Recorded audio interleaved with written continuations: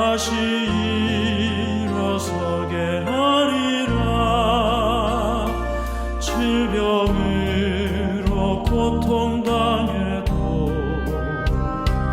나는 두려워 말라. 내가 너를 도우리라.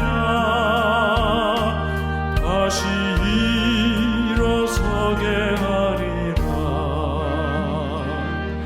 나를 버린 자들도 내가 사랑하거늘 밤을며 너희를 그냥 둘까 보냐. 나는 너와 함께하는 너의 하나님 됨이니 의로운 오른손으로 붙들리라. 내가 너를 굳세게 하리라. 너를 크게 사용하리라. 너로 하여금 나를 중과하도록 내가 너를 도우리라.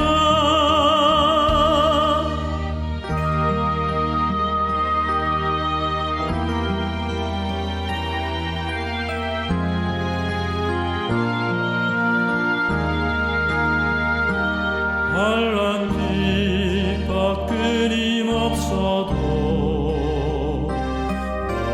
너는 낙망하지 말라. 내가 너를 도우리라. 다시 일어서게 하리라. 참지 못할 슬픔이 있어도 기도하며 담대하라. 내가 너를 도우리라. 다시 일어서게 하리라.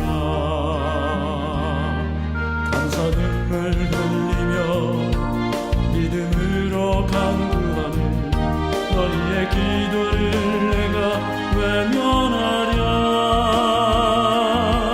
나는 너와 함께하는 너의 하나님 됨이니 의로운 오른손으로 붙들리라. 내가 너를 굳세게 하리라. 너를 크게 사용하리라.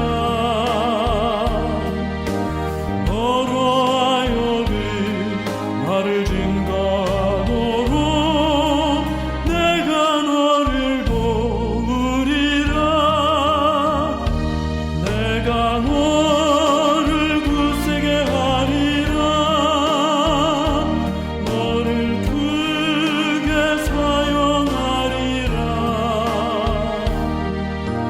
너로 하여금 나를 증거하도록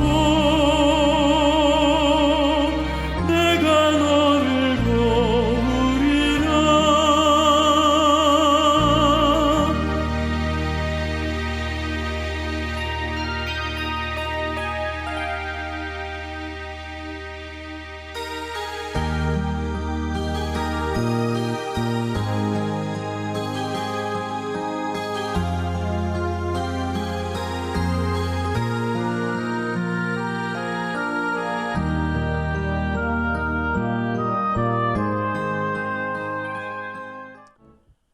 안녕하십니까?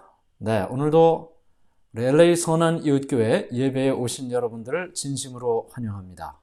한 주일 잘 보내셨습니까? 하나님의 은혜가 오늘도 이 예배를 통해 우리 모두에게 함께 하시기를 간절히 바랍니다. 다 같이 묵상 기도로 예배를 시작하겠습니다.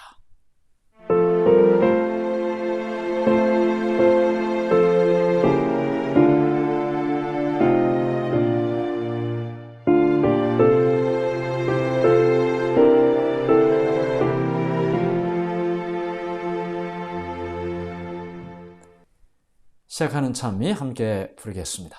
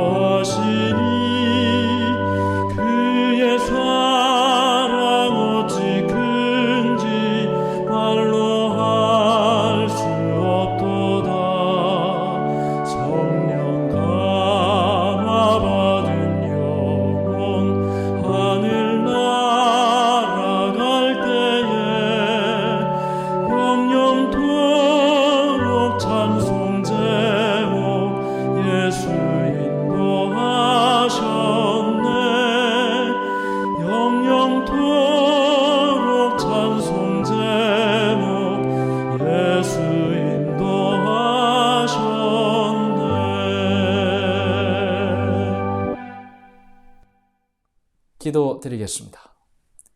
하늘에 계신 하나님 아버지, 하나님의 은혜를 감사합니다.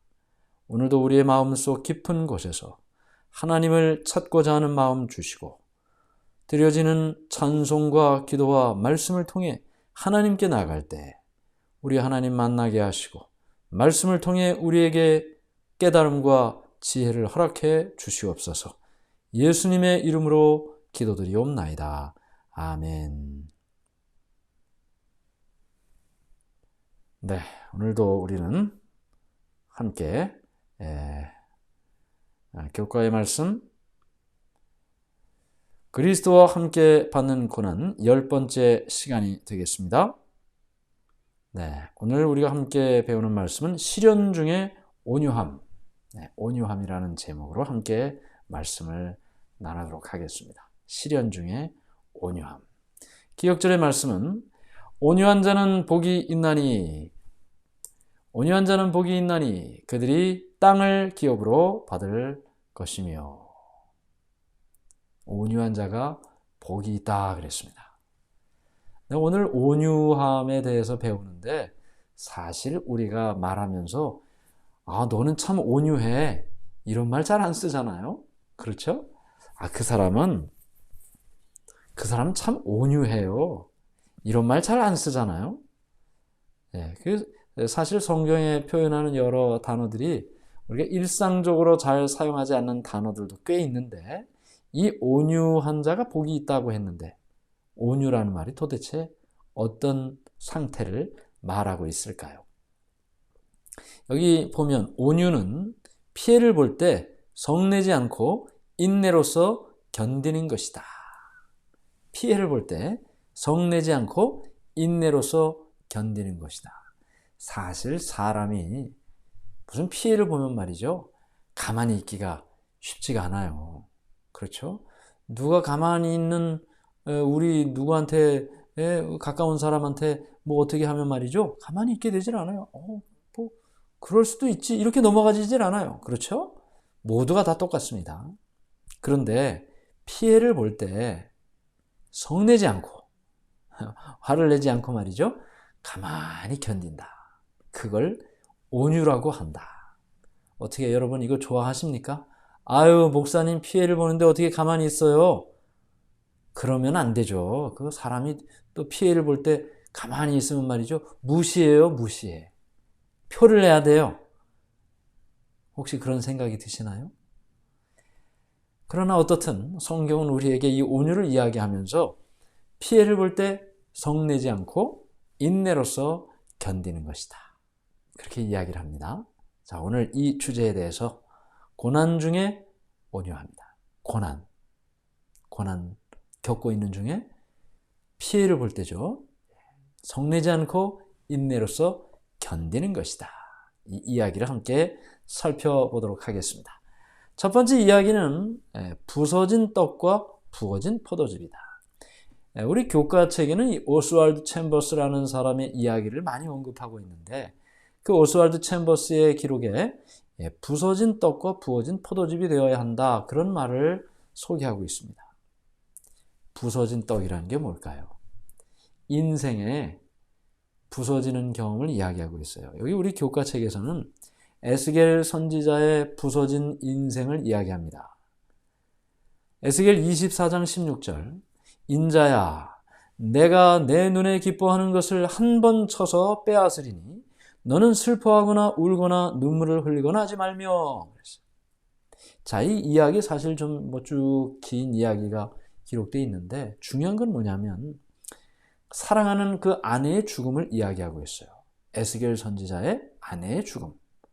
그런데 지금 이 이야기 속에서 설명하고 있는 것은 무엇이냐면 하나님을 신실히 믿는 사람에게 있어서 가슴 아픈 일이 일어난다. 그런 일들이 있지 않습니까? 하나님을 열심히 믿지 않은 사람들에게만 그런 일이 있는 건 아니잖아요. 그렇죠? 가족의 갑작스러운 죽음, 가족의 어떤 그 갑작스러운 일이 일어나는 일들, 막 상처가 일어나고 가슴 아픈 일이 일어나고 이런 어려운 일이 닥칠 때 힘들죠. 근데 그 이야기를 지금 이 교과책에서는 인생의 부서지는 경험이다. 그렇게 이야기를 했어요. 인생이 부서지는 경험이다. 물론 가족의 어떤 이야기뿐만 아니라 자기가 인생을 살면서 정말 이런 힘들고 어려운 고생스러운 일을 경험한다. 그런 일들 많지 않습니까? 남의 일을 이야기하는 것이 아니고 나 자신의 인생에 있어서 정말 힘들고 어렵고 괴롭고 지금 우리가 계속 이야기하고 있는 그 고난 말이죠. 그 고난이 우리에게 닥칠 때마다 우리가 부서지는 것 같은, 마음이 산산조각 나는 것 같은 그런 경험을 한다는 것이죠. 하나님께서 하나님을 신실히 믿는 사람들의 인생에 이런 부서진 인생과 같은, 부서진 떡과 같은 이런 이야기를 경험하도록 하신다는 것입니다. 자, 그래서 이런 부서진 인생의 이유가 뭘까? 여러분 어떻게 생각하세요?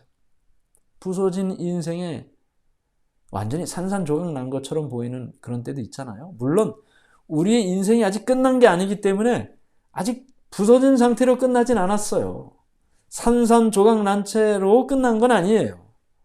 근데 하나님께서 우리가 살아가는 인생의 어떤 모퉁이를 돌 때 이런 일을 경험하게 하시는 이유가 뭘까요? 물론 하나님을 더 신실하게 붙잡으라고, 하나님을 더 열심히 믿고 신실하게 찾으라고, 그런 목적도 있죠. 그런데 또 다른 목적은 무엇인가? 그런 자신이 부서지는 경험과 같은 경험을 했을 때, 그리고 그것이 지나갔어요. 사실 아무리 힘든 경험도 그 당시에는 너무너무 죽을 것 같이 힘들어도 지나고 나면 우리가 또 잊기도 하고 잘 견디고 나면 그걸 또 넘어서죠. 돌아보면 어떻습니까? 하나님께서 내가 정말 인생이 조각조각 나는 것 같은 그 순간에 하나님께서 나와 함께 계셨다. 그 경험을 하게 됩니다. 부서진 삶의 이유가 무엇일까? 우리에게 이런 일을 허락하시는 이유가 무엇일까? 다른 사람의 유익을 위함이다. 그렇게 말하고 있습니다. 사실 남 도와주자고 내 삶을 부서뜨리나요? 그것만 있는 건 아니에요. 아까 제가 말씀드린 것처럼 나의 삶의 그 부서지는 경험이 하나님께 더 가까이 나가게 하기 때문에. 그런데 내가 그렇게 하나님께 가까이 나아가 하나님을 만나고 경험하고 하는 이 모든 일들이 다른 사람에게는 말이죠, 아직 그 일을 끝내지 못한 사람들에게는 이미 끝난 내가 도와줄 수 있다는 겁니다. 그 사람들이 잘 건너갈 수 있도록 도와줄 수 있다는 겁니다. 그 사람들이 그 산을 잘 넘을 수 있도록 도와줄 수 있다는 겁니다. 그래서 오늘 과거에 부서진 삶의 경험이 있으셨다면 그런 일을 지금 겪고 있는 사람을 도와주시기 바랍니다. 우리도 그거 겪으면서 힘들었잖아요. 지금 힘들어하고 있는 사람들을 도와줄 수 있다면 그들도 또 나중에 다른 사람을 돕지 않겠습니까? 그렇게 부서진 삶을 사는 사람을 돕는 경험을 하게 되기를 간절히 바랍니다. 자, 그 다음 이야기는 말이죠, 은혜 베푸시기를 중재함이라 그랬어요. 자, 성경의 온유함이라는 이 이야기와 함께 나오는 이름을 이야기하라면 모세입니다. 모세는 말이죠, 참 정말 대단한 사람이에요. 화가, 원래 이 모세가 보통 다혈질 아니었어요. 그 애굽의 왕궁에 있을 때는 그 애굽의 병사를 죽였어요. 다혈질이에요. 참지 못해요. 그런 사람이었어요. 그러나 미디안 광야에 가서 40년 양치는 동안에 하나님께서 그를 참 가라앉혔어요. 펄펄 끓는 그런 마음을 가라앉혔어요. 그리고 나서 그가 이스라엘 백성들을 이끌고 광야를 여행할 때 많은 일들이 있지 않았습니까? 오늘 우리가 배우는 이 출애굽기 32장의 이야기는 말이죠, 모세가 얼마나 온유한 사람이었는지를 우리에게 보여주는 거예요. 금송아지 숭배했습니다. 모세의 형 아론도 그곳에 있었는데 그거 막지 않았어요. 모세는 시내산 위에 올라가서 하나님의 그 법을 받아 내려오는 과정이었습니다. 내려와 봤더니 벌벌 뛰면서 그들이 금송아지를 두고 경배를 하고 있어요. 금송아지를 하나님이라고 생각하고 우상 숭배하는 거죠. 하나님께서 이스라엘 백성들을 다 멸망시키고 이 모세에게 너를 통해서 새로운 민족을 이루겠다 이렇게 말씀하셨어요. 근데 사실 그 이야기는 말이죠, 모세를 시험하는 일이었어요. 이렇게 배은망덕한 사람들, 백성들에게 지도자인 모세가 어떤 마음을 가질까? 하나님께서 시험하는 것이었어요. 그런데 모세는 하나님께서 주신 그 일을 그냥 넘어가지 않았습니다. 하나님, 제 이름을 생명책에서 지우실지언정 이 백성들을 지키셔야 합니다. 이 백성들이 잘못한 것은 맞지만 하나님 백성 아닙니까? 하나님께서 지금 하나님의 이름으로 불러내신 것 아닙니까? 불러내셔서 멸망시키면 이방 백성들이 어떻게 생각하겠습니까? 하나님, 살려주십시오 하고 간절하게 이스라엘 백성들을 살려내는 기도를 합니다. 중보 기도를 합니다. 온유한 사람이에요. 온유한 사람입니다. 그 다음에 이제 이 반대와 불순종 당하는 이야기가 나오는데, 모세가 하나님께서 그를 지도자로 세우셨지만 그러나 많은 사람들이 그의 지도력, 리더십을 침범했어요. 무너뜨리려 했어요. 너만 지도자야? 나도 지도자야. 너만 공부했어? 나도 공부했어. 너만 사람들이 존경해? 나도 사람들이 존경해. 이렇게 했어요. 그래서 여러 이 어려움을 당하게 되는데, 첫 번째는 그의 누나였던 미리암이 가까운 가족이 말이죠, 그에게 어려움을 줬어요. 그때 하나님께서 이 미리암에게 문둥병을 주셨는데, 그를 반대하고 어려움을 줬던 누나 미리암을 말이죠, 그가 문둥병이 걸렸을 때 하나님께서 너에게 이런 일을 주신 거야 이렇게 하지 않았어요. 그가 미리암의 치유를 위해서 기도합니다. 온유한 사람이었어요. 고라나 반역자들, 이 모세의 리더십에 반역을 한 반역자들이에요. 근데 이 반역자들을 위해서도 또 기도했어요. 불평하는 백성들을 위해서도 기도했어요. 피해를 입었을 때 성내지 않고 참고 견디는 그 마음이 온유다. 이런 모든 일뿐만 아니라 그가 정말 억울한 일을 당할 때 화를 내지 않고 받아들이는 거죠. 바다같이 다 받아들이는 거예요. 누가 뭐라 그러면 그냥, 또 억울한 일을 당해도 받아들이는 거예요. 바다같이. 그것을 온유라고 했는데, 바로 이 온유가 풍성한 이 모세가 하나님께 이렇게 은혜 베푸시기를 중재한 것을 우리가 보게 됩니다. 그래서 우리가 사실 억울한 일을 당해도 어떻게 해요? 그 사람을 위해서 기도하는 일이 온유한 사람의 태도다. 자, 그 다음 이야기입니다. 상처를 주는 사람을 사랑한다. 사실 이 상처를 주는 사람을 사랑한다는 이 주제는 참 우리가 여러 기회를 통해서 만나는 주제입니다. 다른 말로 하면 용서의 의미도 되겠죠. 그런데 여기 이 원수라는 말 많이 우리가 하지 않습니까? 용서해야 된다는, 원수를 사랑하라 하는 말처럼 말이죠. 근데 참 쉬운 일 아닙니다. 제가 이 이야기를 여러분과 여러 번 나누지만 누구에게도 쉬운 일 아닙니다. 그런데 여기 또 이렇게 말씀을 하셨어요. 원수를 사랑한다는 것은 진주가 묻혀있는 흙을 사랑한다는 뜻이 아니고 흙 속에 묻혀있는 진주를 사랑한다는 의미이다. 하나님께서는 우리가 원래부터 사랑스럽기 때문에 사랑하시는 것이 아니다. 그분께서 우리를 사랑하시기 때문에 우리가 사랑스럽게 되는 것이다. 아하. 네. 우리가 누군가를 원수로 생각하고 있지만 사실 우리도 원수란 말이죠. 원수 됐던 우리가 하나님의 은혜로 하나님의 아들과 딸이 되었단 말이에요. 그 이야기를 하는 거죠.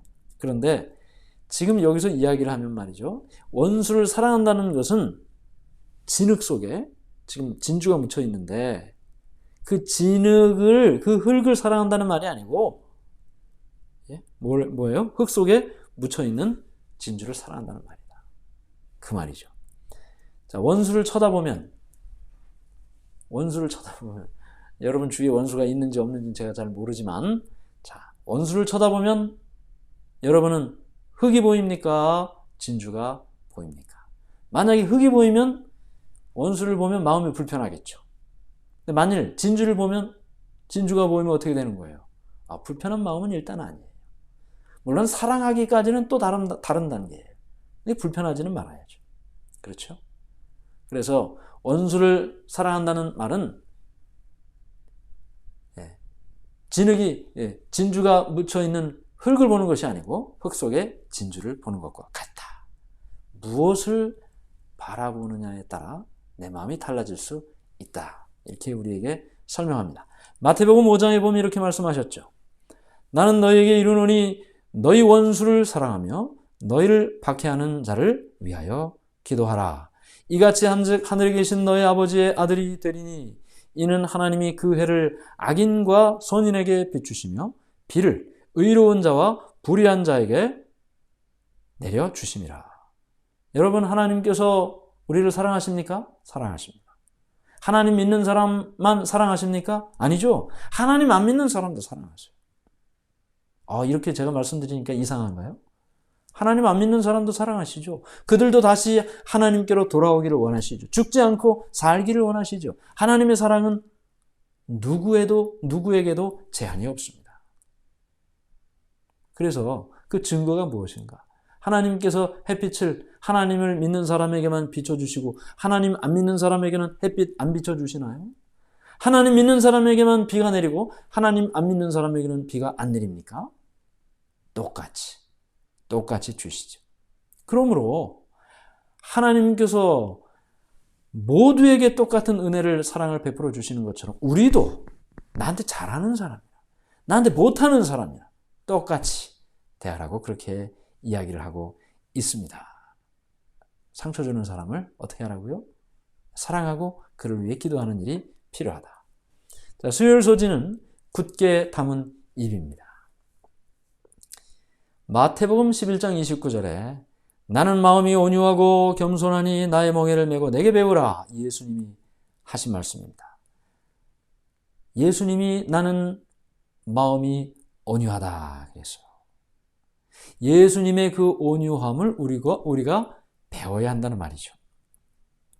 베드로는 이렇게 이야기합니다. 베드로전서 2장 21절 이를 위하여 너희가 부르심을 받았으니 그리스도도 너희를 위하여 고난을 받으사 너희에게 본을 끼쳐 그 자취를 따라오게 하려 하셨느니라. 자, 예수님이 가신 길을 우리가 가고 있지 않습니까? 예수님이 가신 그 발자국, 예수님이 걸어가신 그 발자국에 내 발을 넣고 걸어가고 있는 거예요. 예수님 발자국 밟고 걸어가고 있는 거예요. 예수님이 가신, 말하신, 행동하신, 사신 그 삶을 살아가고 있는 거예요. 그런데 그것 가운데 하나 온유함을 이야기하고 있어요. 예수님께서 편안할 때 온유함을 나타내셨을 뿐만 아니라 고난 중에도 온유함을 나타내고 사셨다. 억울한 일을 당해도 온유함을 나타내고 사셨다. 힘들고 괴로운 일을 당해도 성내지 않고 화내지 않고 따지지 않고 온유함을 유지하고 살았다. 여러분, 억울한 일을 당하면 여러분들은 어떻게 하기를 원하십니까? 억울한 일을 당했어요. 대부분 말이죠. 이건 이렇고요. 저건 저렇고요. 그게 아니죠. 따져요. 옳고 그른 것을 따져요. 대부분의 사람들이 그렇습니다. 고난 중에 억울한 일을 당했을 때 예수님은 어떻게 하셨습니까? 십자가에 달려 돌아가시는 그 과정 속에서 무엇이 옳은지, 무엇이 그른지 그것을 따지지 않으셨어요. 침묵하셨습니다. 아무 말씀을 하지 않으셨어요.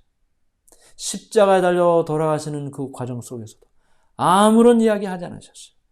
못을 박는 그 로마 병정들에게도 아무 말씀하지 않으셨어요. 원망하지 않으셨다는 말입니다. 여기 베드로전서 2장 22절부터 24절에 이렇게 말씀이 기록되어 있습니다. 그는 죄를 범하지 아니하시고 그 입에 거짓도 없으시며 욕을 당하시되 맞대어 욕하지 아니하시고 고난을 당하시되 위협하지 아니하시고 오직 공의로 심판하시는 이에게 부탁하시며 친히 나무에 달려 그 몸으로 우리 죄를 담당하셨으니 이는 우리로 죄에 대하여 죽고 의에 대하여 살게 하려 하심이라. 그가 채찍에 맞음으로 너희는 나음을 입었도다. 얻었나니. 네, 이사야 53장의 말씀을 베드로가 인용하고 있습니다. 욕을 당하시되 맞대어 욕하지 않으셨다. 예수님께서 고난을 당하시면서도 침묵하셨다. 이와 같은 일은 오늘날 우리가 이 땅을 살아가면서 어떻게 살아야 되나? 침묵하고 사는 일이 따지는 것보다 더 큰 힘이 있다는 사실을 우리는 깨닫게 되는 것입니다. 왜 우리가 따지지 않습니까? 왜 우리가 따지지 않고 침묵할 수 있습니까? 하나님께서 이 모든 일을 주관하고 계신다. 마침내 하나님께서 나를 선한 길로 인도하신다. 라는 확신이 있을 때 우리는 침묵할 수 있습니다. 그 확신이 없으면 내가 따져야죠. 내가 찾아가야죠. 그렇죠? 억울한 일을 당했을 때 화를 내지 않고 참고 견딘다는 이것은 하나님께서 우리의 삶을 인도하신다는 생각 속에서 나타날 수 있는 내용인 것입니다. 이제 다섯째 날 우리의 반석과 피난처라고 되어 있는데요. 한국 사람들은 말이죠. 글쎄요, 다른 민족들은 글쎄요, 그들의 문화 속에서 이 온유함이 어떻게 전달되는지는 모르겠지만 한국적인 정서 속에는 아까 서두에 말씀드린 것처럼 온유함은 연약함과 비슷한 것처럼 사람들이 느낍니다. 예를 들어서 어려움을 당하는 내 입장이 아니고 어려움을 주는 입장에서 한번 생각을 해보죠. 누군가를 막 괴롭혀요. 근데 그 사람이 화도 안 내요. 그리고 아무 말이 없어요. 그러면 이 괴롭히는 이 사람이 무슨 생각이 들겠어요? 힘이 없네. 더 괴롭혀도 되겠네. 이렇게 받아들이기가 쉽지 않겠습니까? 그래서 많은 경우에 있어서 사람들은 억울한 일을 당하면 자신을 보호하기 위해서라도 방어를 합니다. 그것이 따지는 일이 될 수도 있고 오히려 공격을 하는 일이 될 수도 있고 어떤 형태로든지 말이죠. 근데 성경은 정반대의 얘기를 하고 있어요. 온유함은 오히려 더 강합니다. 여기 위를 바라봄이라는 책 177페이지에 이렇게 말씀이 기록되어 있습니다. 주님의 종들은 스스로 통제할 수 없는 상황에 놓이게 되고 부정직하다는 어두운 누명을 쓰게 될 것이다. 그들은 신뢰할 수 없는 사람들로 지목될 것이다. 그리고 이러한 일들은 교인들에 의해 자행될 것이다. 하나님의 종들은 스스로 그리스도의 마음으로 무장해야만 한다. 그들은 모욕과 오해에서 항상 벗어날 수 있을 것이라고 기대하지 말아야 한다. 그들은 광신자로 불릴 것이다. 그러나 그들은 실망하지 말아야 한다. 하나님의 손이 당신의 섭리의 수레바퀴를 붙들고 계시며 당신의 사역이 당신의 이름의 영광이 되도록 인도하고 계신다. 네. 우리가 이 온유함이 연약함이 아니라는 사실은 방금 전에 우리가 이야기한 것처럼 이 모든 일을 하나님께서 하고 계신다. 하나님께서 인도하신다는 사실을 알고 깨닫기 때문에 침묵할 수 있다. 그래서 더 강하다는 거예요. 왜냐하면 내가 이 억울한 일을 해결하는 것이 아니고 전능하신 하나님께 이 모든 일을 맡기기 때문이죠. 연약한 것이 결코 아닌 것입니다. 이 우리의 반석과 피난처라는 이 제목에서 우리에게 이야기하는 것은 말이죠. 하나님을 진실히 믿는 사람들에게 있어서 억울한 일은 필연적이라는 거예요. 예언적으로 볼 때 하나님을 열심히 믿는 사람들에게 억울하고 답답하고 해결을 할 수 없는 그런 이 답답한 일들이 일어나게 된다는 것입니다. 예언적으로 그래요. 예언적으로. 개인적으로 뿐만 아니라 모두에게 그 일이 일어난다는 것입니다. 누명을 쓰게 될 것이다. 근데 그 일이 어떻게 누군가에 의해서 일어나는 거예요? 교인들에 의해 일어날 것이다.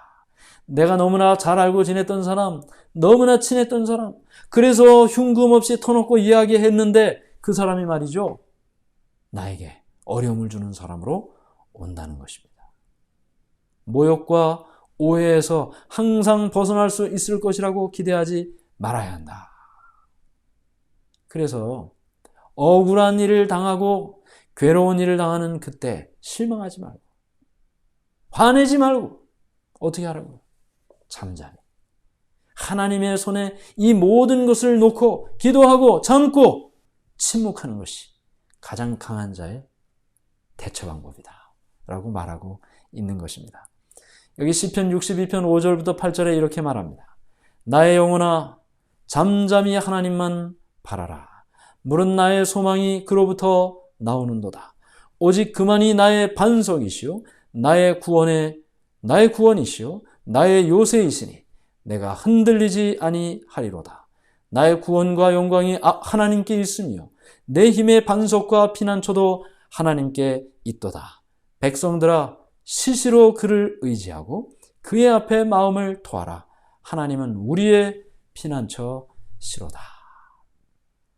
억울한 일을 당하셨습니까? 화내지 말고 그 당사자에게 화를 보내지 말고 나의 삶이 이런 것에 대해서 화내지 말고 어떻게 하라고요? 피난처가 되시는 하나님께 나가라. 하나님께 시시때때로 그를 의지하고 내 마음을 토해내라. 잠잠히 하나님만 바라라. 그가 반석이고 그가 구원이고 그가 요새고 그걸 확신할 때 나는 결코 흔들리지 않을 것이다. 오늘 고난 중에 온유함을 우리의 마음속에 경험하면서 한 강을 건너고 또 한 산을 넘는 그런 삶이 우리에게 있기를 간절히 바랍니다. 오늘 우리는 몇 가지 이런 교훈을 생각합니다. 첫 번째는요.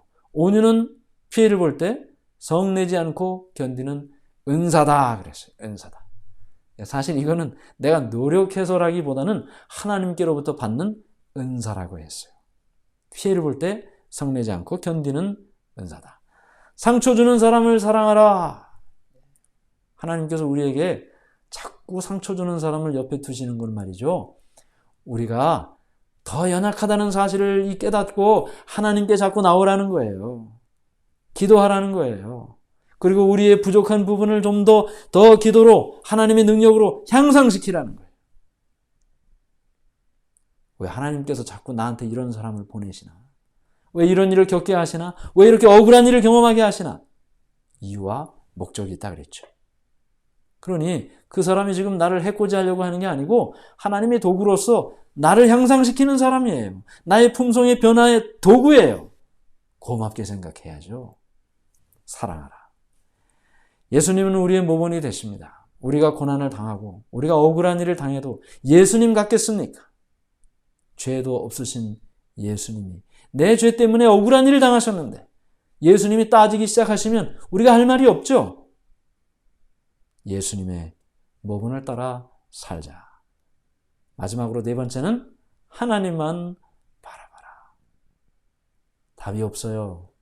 억울한 일을 당했을 때 어디에 가서 설명을 해요? 누구에게 가서 이야기를 해요? 누가 이 억울함을 풀어줘요? 하나님만을 바라봐라.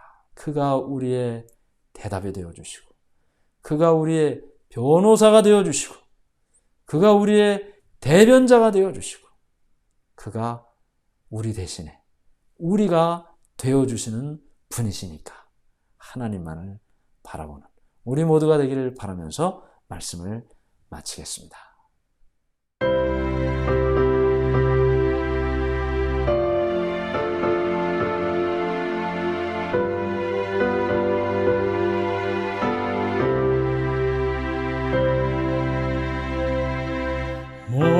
목소리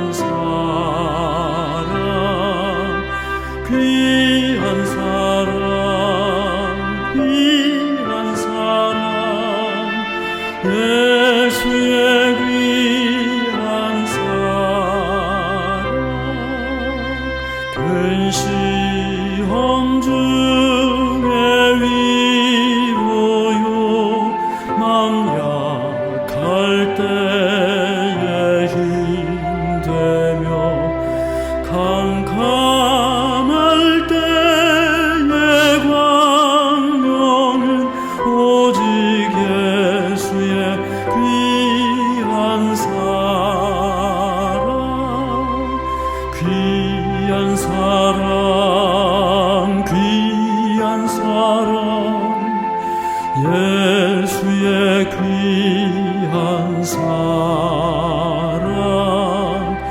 귀한 사랑, 귀한 사랑, 예수의 귀한 사랑, 내 죄를 용서하신 주 내 맘에 의지 되시네. 살든지 또는 죽든지 오직 예수만 사랑하리. 귀한 사랑, 귀한 사랑, 예수의 귀한 사랑, 귀한 사랑, 귀한 사랑, 예수의 귀한 사랑. 기도하겠습니다. 하늘에 계신 하나님 아버지, 하나님의 은혜를 감사합니다. 우리가 억울한 일을 당합니다. 답답한 일을 겪습니다. 그때 화를 내거나 따지는 것이 아니라 하나님께서 우리에게 주신 은사를 따라 참고 견디고 침묵하고 하나님만을 바라보면서 하나님께서 이 모든 일을 해결하시고 인도하시기를 구하며 살게 해 주시옵소서. 예수님 이름으로 기도드리옵나이다. 아멘.